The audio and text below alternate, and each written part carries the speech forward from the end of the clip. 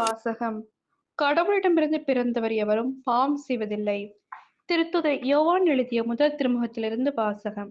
அதிகாரம் 3, இறைவசனங்கள் 7 முதல் 10. பிள்ளைகளே, எவரும் உங்களை நெறிதவறச் செய்ய விடாதீர்கள். கிறிஸ்து நேர்மையாளராயிருப்பது போல் நேர்மையாய் செயல்படுபவர் நேர்மையாளராய் இருக்கின்றார். பாவம் செய்து வருகிறவர் அலகை சார்ந்தவர். ஏனெனில் தொடக்கத்திலிருந்தே அலகை பாவம் செய்து வருகிறது. ஆகவே அலகையின் செயல்களை தொலைக்கவே இறைமகன் தோன்றினார். கடவுளிடமிருந்து பிறந்தவர் எவரும் பாவம் செய்வதில்லை. ஏனெனில் கடவுளின் இயல்பு அவரிடம் இருக்கிறது. கடவுளிடமிருந்து பிறந்தவராயிருப்பதால் அவரால் பாவம் செய்ய இயலாது. நேர்மையாய் செயல்படாதவரும் தம் சகோதர சகோதரிகளிடம் அன்பு செலுத்தாதவரும் கடவுளிடமிருந்து வந்தவர்கள் அல்ல. இதனால் கடவுளின் பிள்ளைகள் யாரென்றும் அலகையின் பிள்ளைகள் யாரென்றும் புலப்படும்.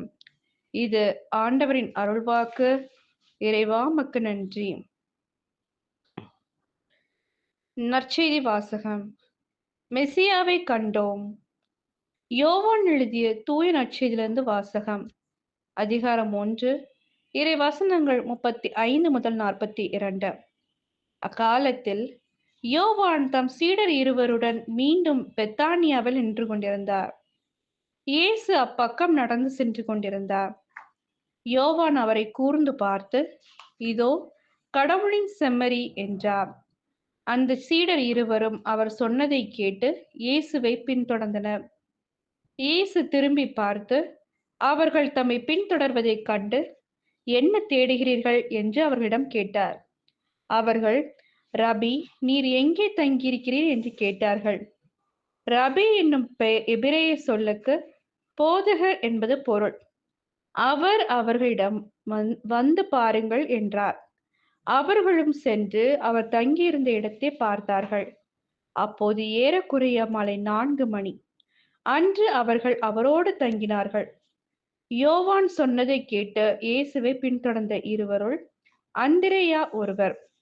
அவர் சீமோன் பேதுருவின் சகோதரர்.